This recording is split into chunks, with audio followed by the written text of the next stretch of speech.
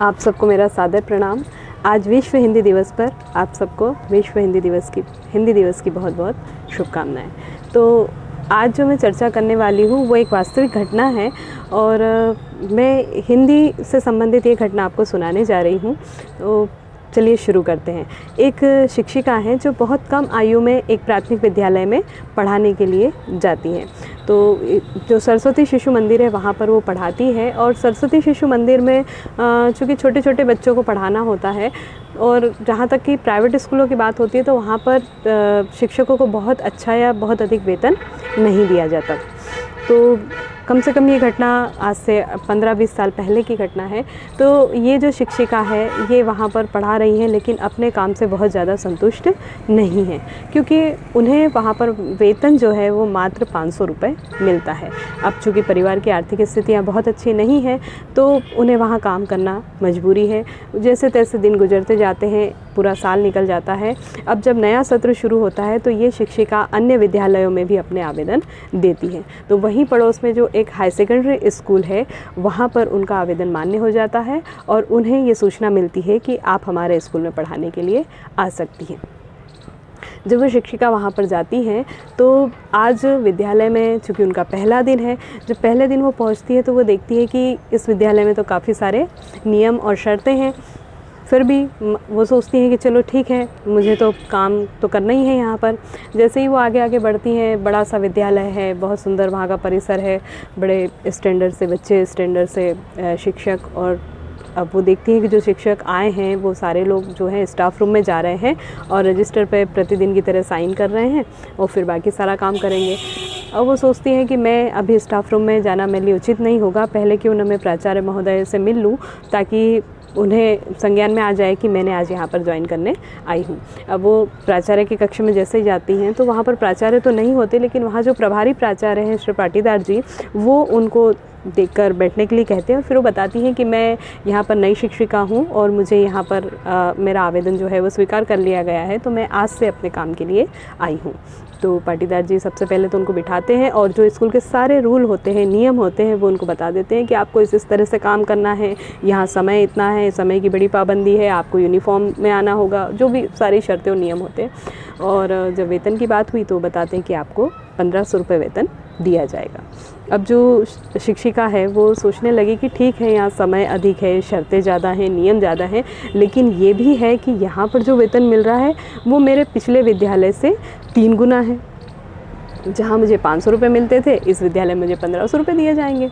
तो शिक्षिका ने सारी बातों के लिए हाँ कह दिया और उन्होंने कहा कि जी सर, मैं यहाँ पर आज से काम करना चाहती हूँ। तो जो प्रभारी प्राचार्य पाटीदार जी थे उन्होंने कहा कि चलो आपको हम स्टाफ रूम में ले चलते हैं और आपका भी नाम पंजी में अंकित कर दिया जाए ताकि आप रोज़ हस्ताक्षर कर सकें। वहाँ जाकर उन्होंने उनका नाम उस रजिस्टर में लिखा और उनसे कहा कि अब आप इस पर साइन कर दो। अब वो देखती है शिक्षिका कि अरे बाप रे, यहाँ तो काफ़ी सारे लोग काम कर रहे हैं। तो सारे लोगों के बाद उनका भी नाम लिखा गया और अब उन्हें साइन करने के लिए दिया। वो जैसे रजिस्टर को देखती है तो वो सुन्न हो जाती हैं। वो कुछ पेज पीछे पलटती हैं, उसे भी ध्यान से देखती है। अब हिम्मत नहीं हो रही कि मैं हस्ताक्षर कर दूँ। बाकी सारे जो शिक्षक हैं कुछ आपस में हंसी मजाक करने लगे, अरे सिग्नेचर आती भी है या नहीं, या जो भी सब मस्ती करने लगे। जो प्रभारी प्राचार्य थे पाटीदार जी, वो बड़े ध्यान से देख रहे थे आखिर ये सिग्नेचर क्यों नहीं कर रही। तो उन्होंने फिर उनसे रहा नहीं गया, उन्होंने कहा कि तुम सिग्नेचर क्यों नहीं कर रही हो, इस रजिस्टर पर तुमको रोज़ सिग्नेचर करने हैं और इसी के हिसाब से तुम्हें मानदेय मिलेगा, इसी के हिसाब से वेतन दिया जाएगा। तो वो जो शिक्षिका थी उसने कहा सर, मैं जैसे तैसे हिम्मत जुटाई और पूछा कि सर मैं एक बात पूछना चाहती हूँ। तो जो पाटीदार सर थे उन्होंने कहा कि हाँ बोलो, क्या बात है। तो वो शिक्षिका कहती है कि सर क्या मैं हिंदी में हस्ताक्षर कर सकती हूँ। उसने पूछा क्या मैं हिंदी में हस्ताक्षर कर सकती हूँ। तो पाटीदार जी पहले तो मुस्कुरा दिए और फिर उस शिक्षिका को देखकर ये समझ गए कि इतनी देर से इसके मस्तिष्क में क्या उधेड़-बुन चल रही थी। और उन्होंने उससे कहा कि हाँ बिल्कुल, तुम हिंदी में हस्ताक्षर कर सकती हो और ये हमारे लिए बहुत खुशी की बात है, हमें खुशी होगी कि तुम हिंदी में हस्ताक्षर करती हो।